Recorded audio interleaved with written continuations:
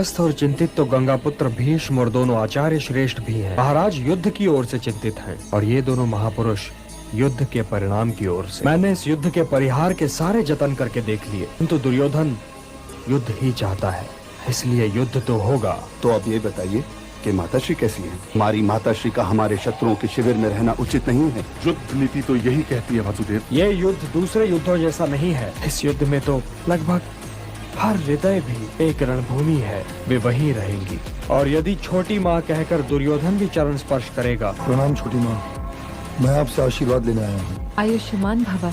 ये क्या छोटी माँ, मैं आपसे विजय का आशीर्वाद लेने आया हूँ। क्या दीदी से ये आशीर्वाद ले चुके हो वत्स? वे आपके आशीर्वाद देने से पहले ये आशीर्वाद कभी नहीं देंगी। और विदुर से पुत्र? वे मुझे ये आशीर्वाद कभी नहीं देंगे, क्योंकि वे मेरी विजय चाहते ही नहीं। किंतु वो हस्तिनापुर के हितैषी हैं और तुम्हारे भी हितैषी हैं। हाँ, यदि तुम हस्तिनापुर के विरोधी हो तो विदुर कभी तुम्हारे हितैषी नहीं हो सकते। तो क्या तुम?